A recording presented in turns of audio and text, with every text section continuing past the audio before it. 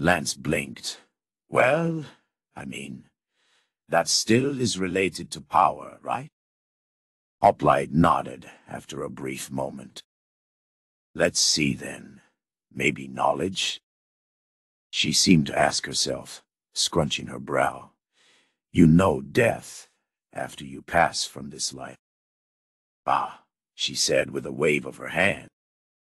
I don't know. Those theories about the next pillar god being death could be wrong anyway. No real point in blundering in the dark about it. He nodded before asking, who was Lithia? She was the one who originally possessed spiraling death. Maybe some intel could be gleaned from learning about her.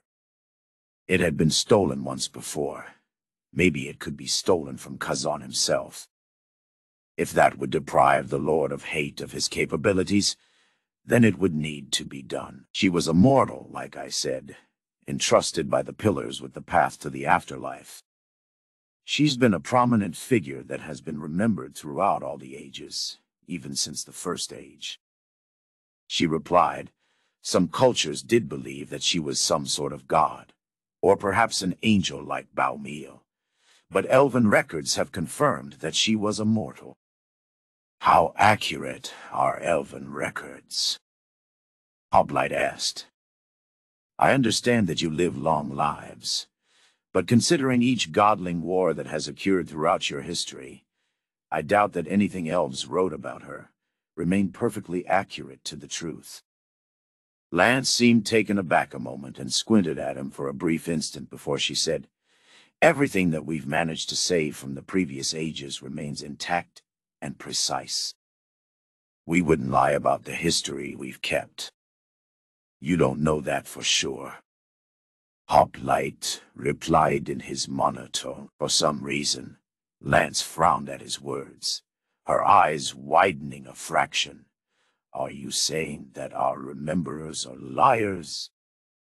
She asked, with barely contained heat. I'm saying that, taking into account this world's history, that it would be close to impossible to keep accurate records. He told her. She seemed to grimace, more at herself than him. Had she misunderstood him just then? I see. Well, that doesn't sound improbable. The ends of the ages are violent and chaotic after all, she said after a moment, nodding. Of course, it is also possible that some documents were falsified. He told her with a small nod. This seemed to be the wrong thing to say, for Lance's face somehow managed to turn into a brilliant shade of crimson in but an instant. Elven historians would never do such a thing, she half whispered, half shouted at him, to imply such is an insult to our records. Drawi himself tasked my people with maintaining perfectly accurate lore, and any who pursue that path would not ever stray from the truth, unless they had something to gain from doing it. He told her with a small shrug, I'm sure it's happened before.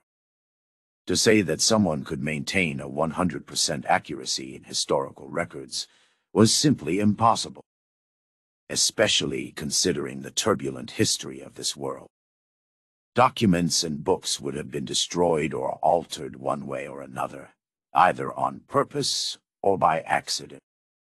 Even Turna's own history could be warped by shoddy historians, but thankfully, they had Lord Jin to keep things accurate. He would never lie to his people. Lance shook her head, taking a deep breath to calm herself before saying huffily, our records portray everything simply as they were, good and bad. There's good things about elves to read about, as well as atrocious. There is no racial bias in our histories. I doubt it. Hoplite said honestly, things could have been warped by accident. Old and damaged histories could have had their blanks filled out by guesswork. Lance's lips pulled tight. No, we leave even the damaged records intact without alteration. We don't try to fill in any blanks. and we'd never guesses as to what happened. Not in the official documents, of course. Should he keep the argument going? His doubts seemed to be well-founded, but Lance apparently didn't want to hear his opinion on the subject. She seemed to be getting more. What was the term? Prickly? No. No, prickly.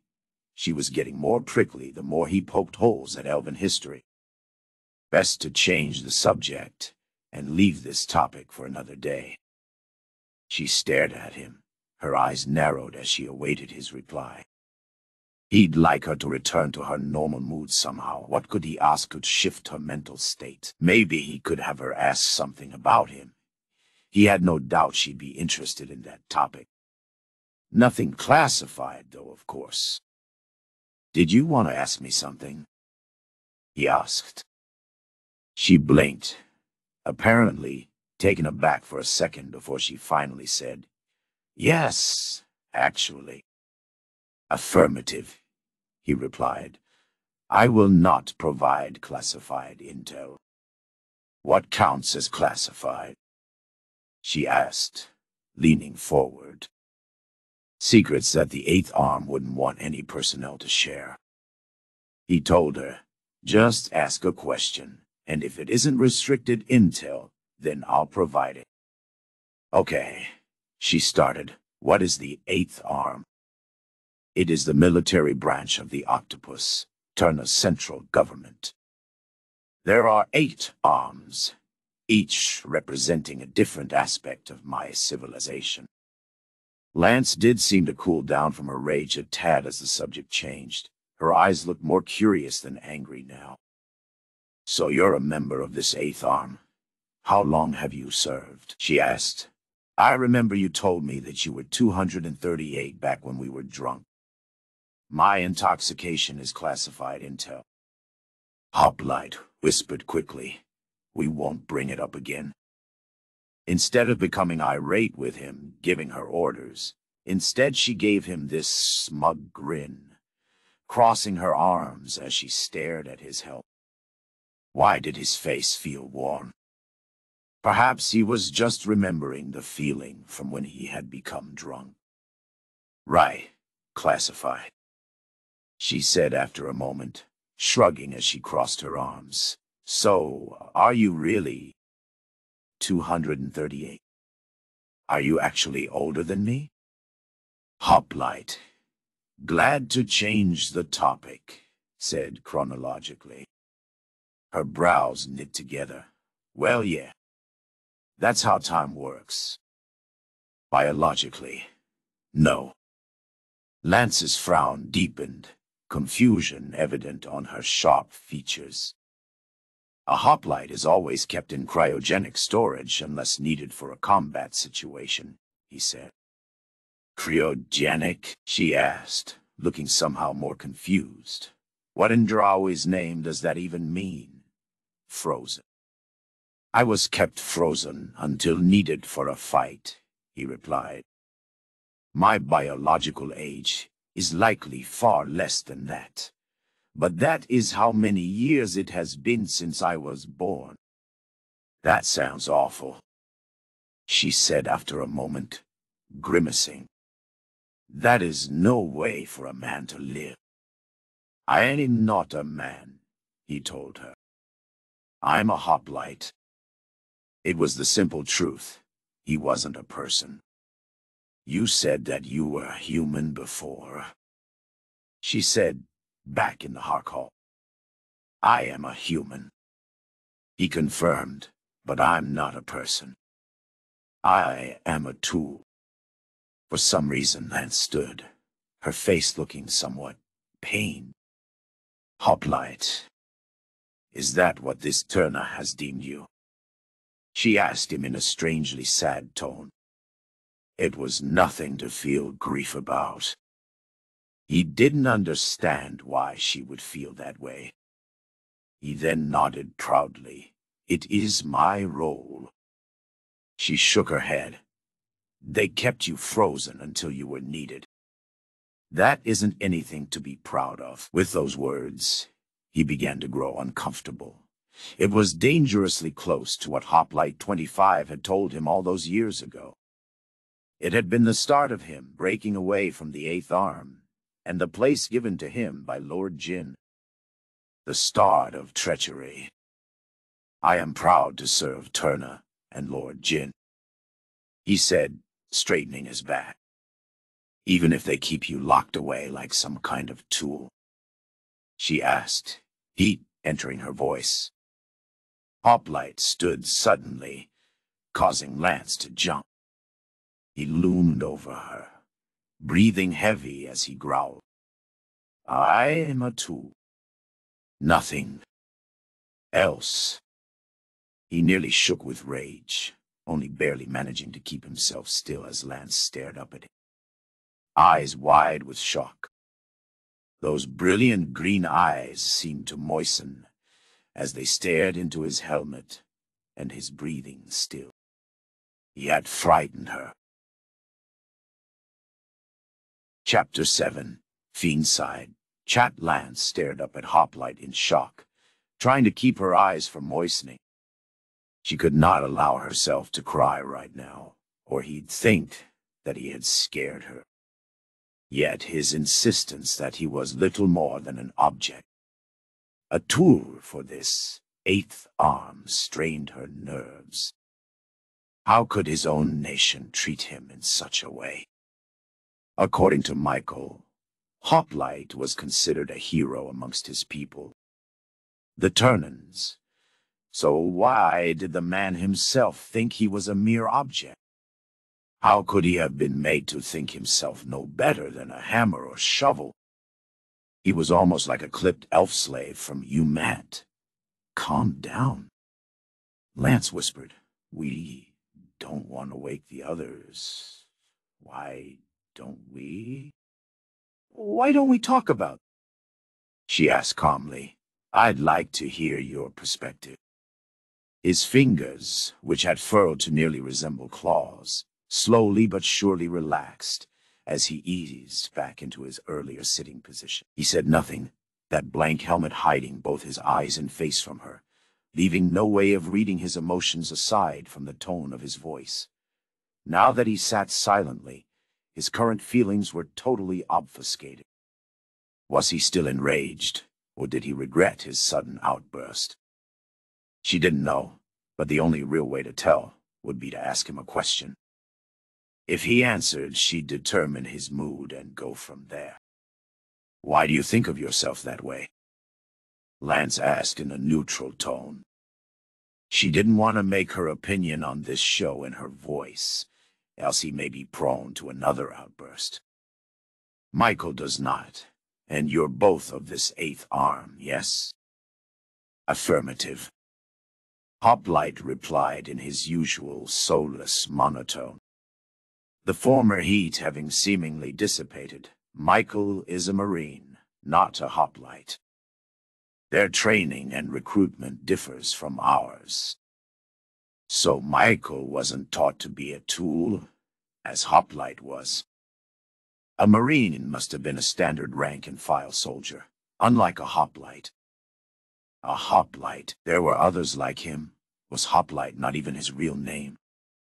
She struggled to remember if he had mentioned this before. Her mind was still foggy with emotion and shock. She needed to keep talking. "Are there many of your kind?" Lance asked, taking another deep breath to steady herself. Curiosity was slowly eroding the sorrow she felt for Hoplite, but it was still there, still threatening to flood her eyes with tears. "There were," he replied. "I'm likely the last one in action." So, his comrades he had trained with were all dead then. Likely killed by this final kind that Turner warred with. Had they all thought themselves tools, as Hoplite himself did? It was likely, but she asked him anyway. "Affirmative," he replied. "And when did you start this training?" she asked, leaning slightly closer to listen. He didn't reply for a long while. Perhaps he was considering if this counted as classified intel.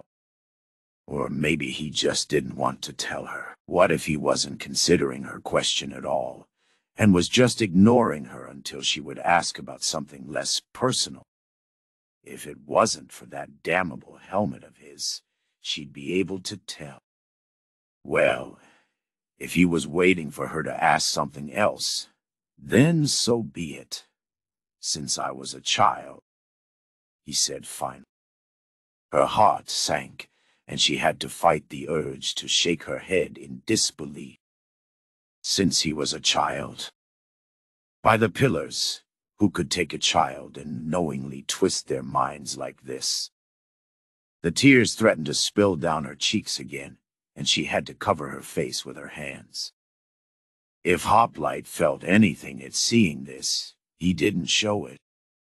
Knowing him, he would probably just think her baffled. By Drow, I don't let him see the tears.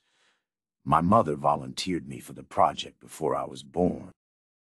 I was projected to have the optimal genetics needed to join the next generation of super soldier, he said, maintaining his monotone despite the horror of his words. Given up by his own mother? Because he was going to have optimal genetics. How horrid could someone be that they'd willingly give away their child?